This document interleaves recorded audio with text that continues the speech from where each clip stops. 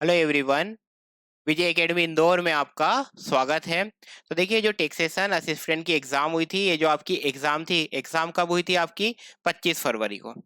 25 फरवरी को आपकी एग्जाम हुई थी और इस एग्जाम का रिजल्ट आ चुका है। तो देखिए, ये रिजल्ट आप कहाँ देख सकते हैं परीक्षा परिणाम को? तो आप इसे एमपीपीएससी की वेबसाइट से भी डाउनलोड कर सकते हैं। साथ ही साथ अगर आपने विजय एकेडमी इंदौर का टेलीग्राम ग्रुप है वो ज्वाइन कर रखा है, तो उसमें भी आपको ये परीक्षा परिणाम का पीडीएफ मिल जाएगा। साथ ही साथ जो विजय एकेडमी इंदौर का जो व्हाट्सएप ग्रुप है, ठीक है, व्हाट्सएप ग्रुप में भी अगर आप जुड़े हैं तो यहाँ पर भी आपको ये इसका रिजल्ट का पीडीएफ मिल जाएगा। तो सबसे पहले जो भी क्लास के स्टूडेंट हैं और जिनका भी इसमें सिलेक्शन हुआ है, वो जरूर मैसेज करें, ठीक है। आपके पास व्हाट्सएप नंबर होगा, नहीं हो तो ये नंबर नोट कर लो, 89624296 और 53। ये व्हाट्सअप नंबर है। इस व्हाट्सअप नंबर पे बताइए कि आपका इसमें हुआ है या नहीं हुआ है, ठीक है। चलिए, तो अब बात करते हैं। देखिए, आपका ये परीक्षा परिणाम जो आ चुका है, 25 फरवरी को आपकी एग्जाम हुई थी। टोटल जो पोस्ट थी, देखिए टोटल पोस्ट कितनी थी? 100 थी। 100 पोस्ट थी। इसमें फीमेल के लिए, महिलाओं के लिए कितनी पोस्ट रिजर्व है? तो देखिए, महिलाओं के लिए 33 पोस्ट रिजर्व है। जो भूतपूर्व सैनिक होते हैं उनके लिए कितनी रिजर्व है? 10। और दिव्यांग जनों के लिए 6 पोस्ट है, ठीक है। अब बात करते हैं रिजल्ट पर। तो देखिए, रिजल्ट को यहाँ पर दो कैटेगरी में बांटा गया है। आपको भी पता है कि अभी रिजर्वेशन पर, आरक्षण पर क्या चल रहा है? कोर्ट में केस चल रहा है। तो जब तक ये इसका फाइनल डिसीजन नहीं आता है, तब तक क्या किया जा रहा है? जो भी रिजल्ट आ रहे हैं एमपीपीएससी के, वो 87 और 33, 87 और 13% इन दो फॉर्मेट में रिजल्ट आ रहे हैं। अभी 87 का मतलब क्या है? ये होता है मेन लिफ्ट, ठीक है। और ये होती है प्रोविजनल लिफ्ट। 13% वालों का किस में रखा जाता है? प्रोविजनल में। तो आपका रिजल्ट आपको देखना है कि आप 87 मेन लिफ्ट में है या 13% के आप प्रोविजनल में है। अगर आप 87 के मेन लिफ्ट में है, तो जब आप इंटरव्यू देंगे, मतलब इंटरव्यू तो दोनों ही लोग देंगे। अभी अभी जब इंटरव्यू चालू होंगे, आपके इंटरव्यू कब संभावित है? तो आपके इंटरव्यू जुलाई में संभावित है। जुलाई में आपके इंटरव्यू होंगे। तो इंटरव्यू चाहे आप मेन लिफ्ट में आए या आप प्रोविजनल लिफ्ट में आए, इंटरव्यू दोनों के होंगे, ठीक है। इंटरव्यू तो दोनों को देना है। लेकिन फिर इंटरव्यू के बाद जब रिजल्ट जारी होगा, तो रिजल्ट कितने का जारी होगा? रिजल्ट अभी शुरुआत में 87% वालों का होगा। फिर आप बोलेंगे ये सर 13% वालों का कब होगा? तो देखिए, 13% वालों का तब होगा जब कोर्ट का फाइनल डिसीजन आ जाएगा। किसका? कोर्ट का। कोर्ट में लगातार हियरिंग हो रही है, ठीक है। तो कोर्ट का जब फाइनल जजमेंट आ जाएगा, तो फाइनल जजमेंट के बाद ये जो 13% वाले लोग हैं, इनका भी रिजल्ट जारी हो जाएगा। तो यहाँ पर ये देखिए, ये आपकी पूरी की पूरा रिजल्ट है। अभी हम बात करें मुख्य भाग की। तो देखिए, जो मुख्य भाग है, जैसा मैंने आपको बताया, मेन लिफ्ट। तो मेन लिफ्ट में कितने बच्चों ने पास करा है? 308 ने। अब आप बोलेंगे सर थोड़ी, इंटरव्यू में तो 3 गुना को बुलाया जाता है, फिर ज्यादा क्यों हो रहे हैं? तो देखिए, ज्यादा होने के पीछे कारण क्या है? जिन बच्चों के समान अंक होते हैं, उन लोगों को भी सम्मिलित किया जाता है। तो ये है पूरा मेन लिफ्ट का रिजल्ट, ठीक है। यहाँ पर भी आप चेक कर सकते हैं, अपनी स्क्रीन पे अपना रोल नंबर मिला सकते हैं। इसीलिए यहाँ पर थोड़ा पॉज कर दिया करके आप वीडियो देख लेना, तो आपको इसमें भी अपना रोल नंबर दिख जाएगा, ठीक है। तो ये पूरी मेन लिफ्ट है। ये मेन लिफ्ट हो गई आपकी। उसके बाद आपका प्रोविजनल भी देख लेंगे। तो ये मेन लिफ्ट है। मेन लिफ्ट में कितने बच्चे हैं? ये देखिए, ये लिफ्ट पूरी क्या है? मेन लिफ्ट है। इसमें कितने बच्चे हैं? तो मेन लिफ्ट में 308, ये हैं 308 बच्चे, ये मेन लिफ्ट में है। उसके बाद बात करते हैं किस पे? प्रोविजनल पर। तो प्रोविजनल में कितने बच्चे हैं? ये देखिए, इसमें ये भाग भी है, ये प्रावधिक है। प्रोविजनल में इसमें 88 स्टूडेंट है। ये रही प्रोविजनल लिफ्ट और इसमें है 88 बच्चे। तो ये पीडीएफ आप डाउनलोड कर लेना, एमपीपीएससी की वेबसाइट से भी कर सकते हो, विजय एकेडमी इंदौर के टेलीग्राम में, और जो विजय एकेडमी का व्हाट्सएप चैनल है उसमें भी आपको ये मिल जाएगा। अब महत्वपूर्ण बात करते हैं, इसके बाद रिजल्ट देख लिया, ठीक है, किसी बच्चे का किस में होगा, या तो आपका मेन लिफ्ट में सिलेक्शन होगा या आपका प्रोविजनल वाली लिफ्ट में सिलेक्शन होगा।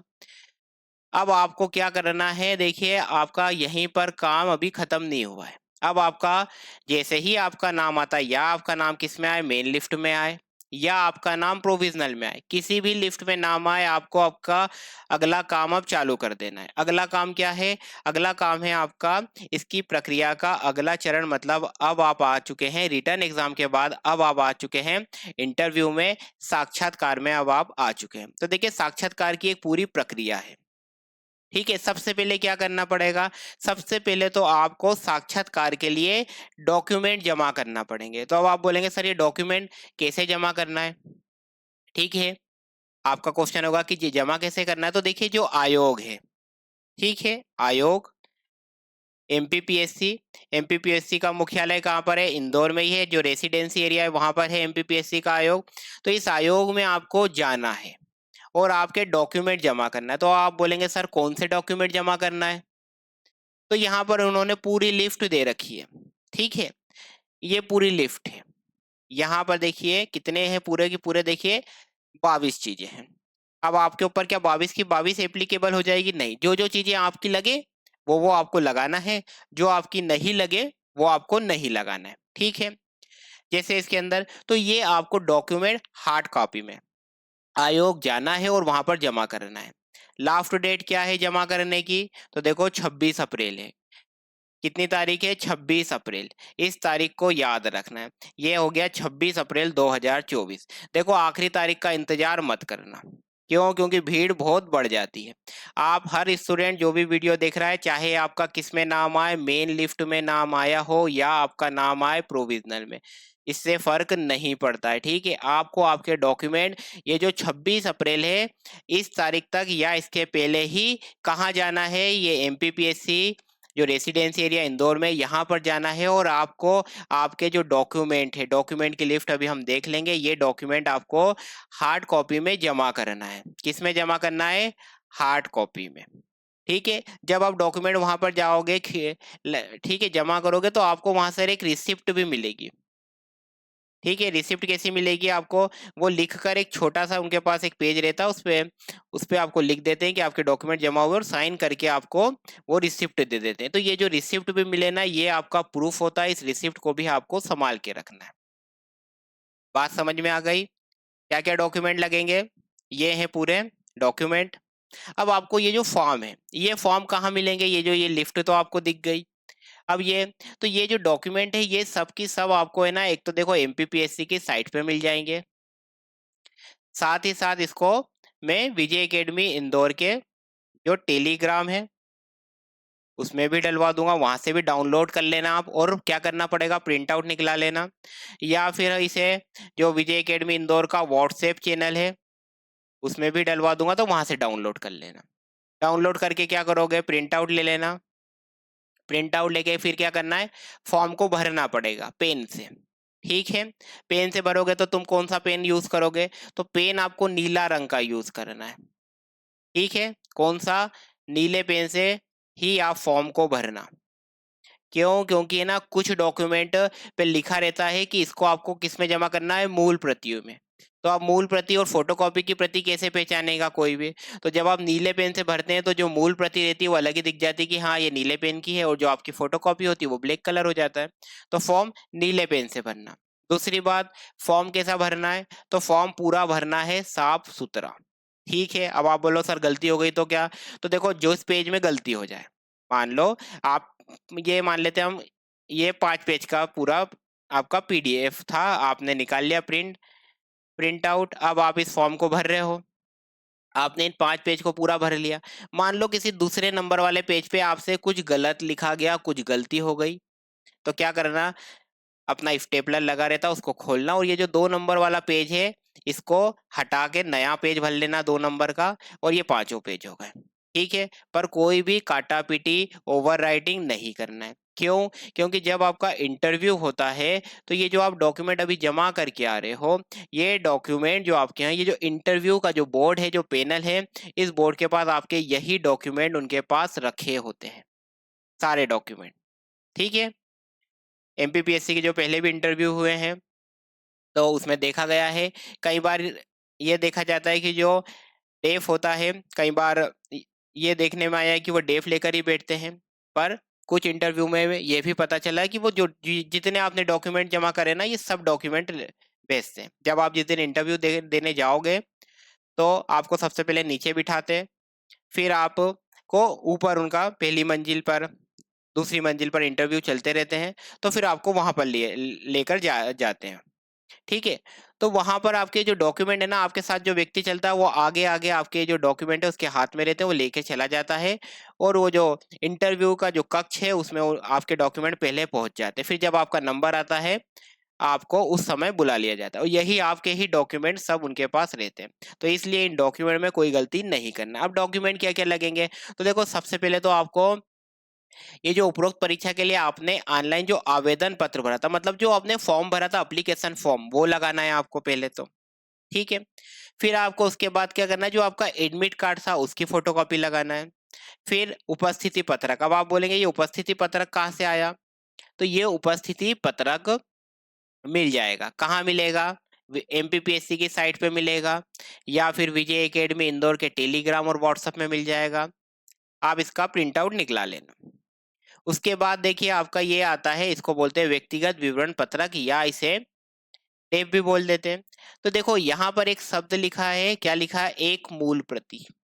मतलब मूल प्रति मतलब जो आपके हाथ से लिखी हुई हो।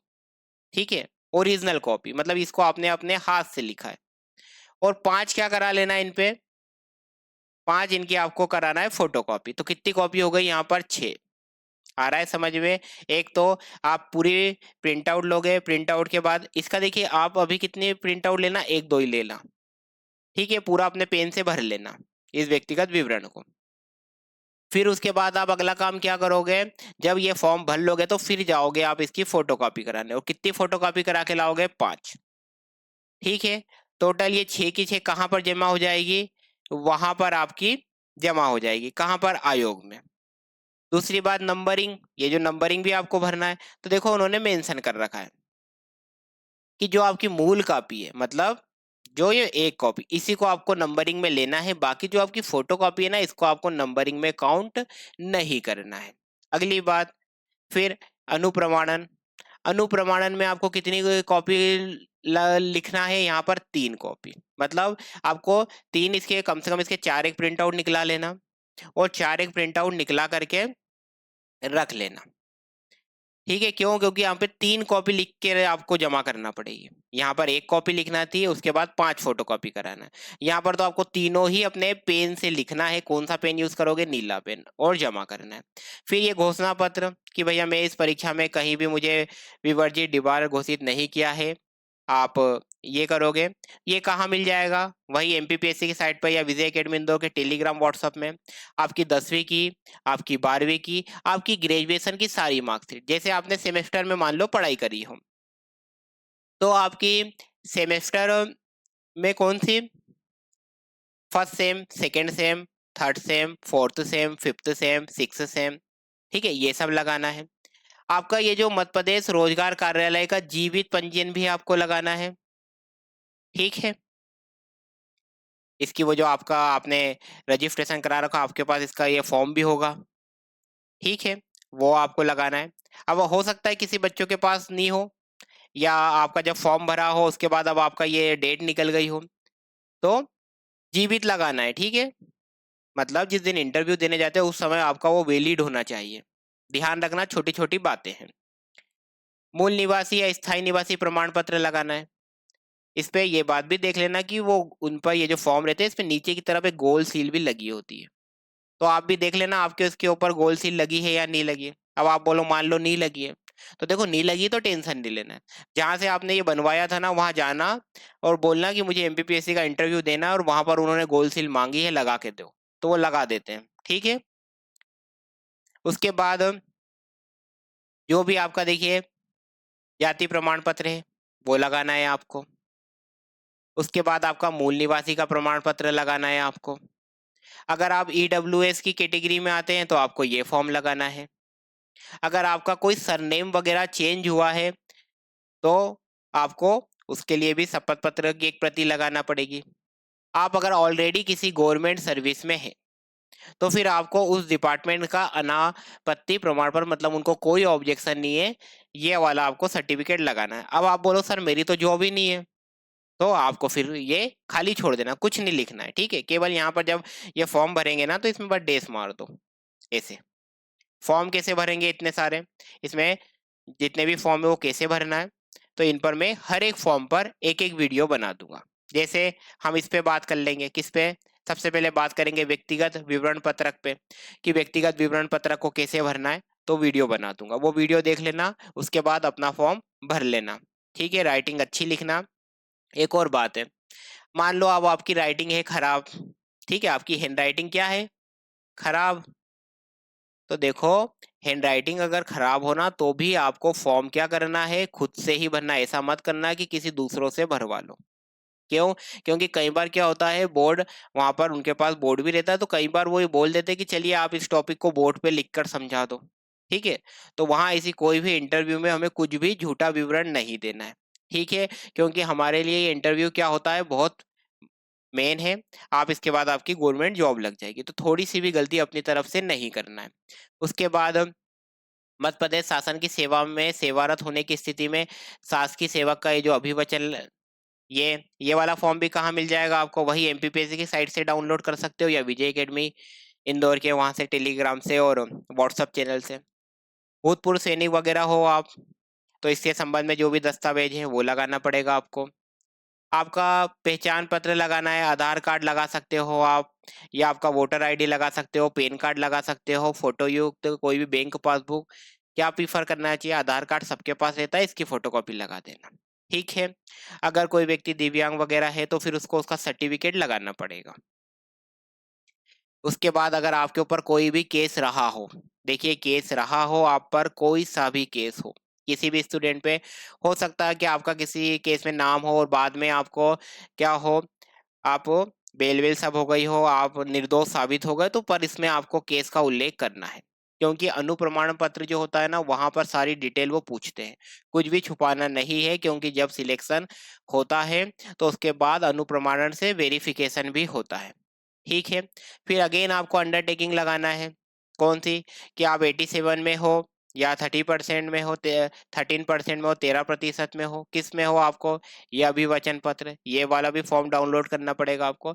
और भी अगर आपके कोई अन्य दस्तावेज हो, मान लो आपने कोई सा आपके पास कुछ भी अन्य कुछ आपने अर्जित करा हो, जो आपको लगता है कि बोर्ड के समक्ष मुझे ये बताना चाहिए, तो जो भी आपको लगे आप उसका उल्लेख कर सकते हो। यहाँ पर आप अन्य कोई दस्तावेज में उनको उनके लगा सकते हो।